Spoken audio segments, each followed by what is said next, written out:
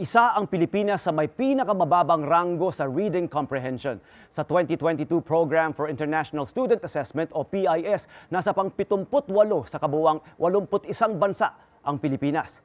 Nitong Abril, muling sumailalim sa Program for International Student Assessment o PISA ang Pilipinas at sa Setyembre ng 2026, inaasahang lalabas ang resulta.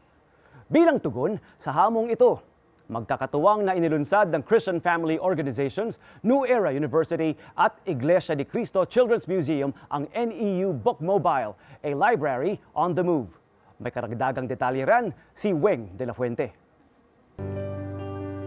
Narito tayo ngayon sa Muntinlupa City para sa isa pang serye ng CFO NEU Book Mobile, a library on the move.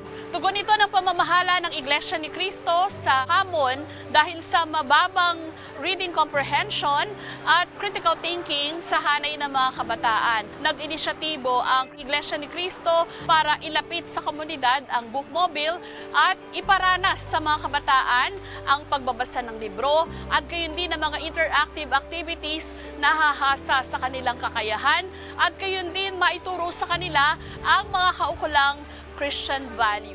Ginawa rin ang Book Mobile na nagsimula noong August 2024 para magkaroon ng access sa library ang mga kabataan at maiiwas sila na malulong sa paggamit ng gadget. Ganito rin ang programang inihanda para sa mga kabataan sa Dasmariñas. Ang nurse at senior learning and development specialist na si Ate Angeline na mula rin sa Cavite ang nagboluntaryo para maging isa sa book reader ng mga bata sa Dasmariñas. Very active naman po yung mga bata and kanina po habang nagbabasa, napansin po namin na sa amin po talaga sila nakatingin kasi po binention din po namin sa kanila na to listen para po later pagka po may mga tanong kami, they will get a prize po na book din po.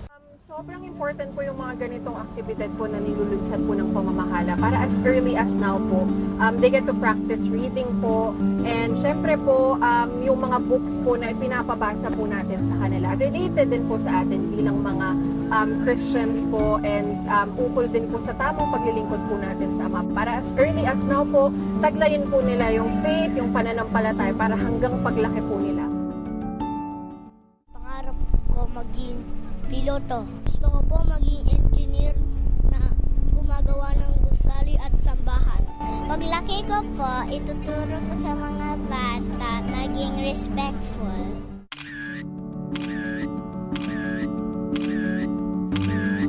Thank you po, Ka Eduardo. Maraming salamat po, Ka Eduardo. Damang-dama po namin ang pagmamahal po ninyo sa amin, sa mga kabataan, na magabayan po ang bawat isa po sa amin. Mula dito sa Dasmariñas, Cavite, ako po si Weng de la Fuente para sa Worldwide Lingap sa Mamamayan Special Coverage.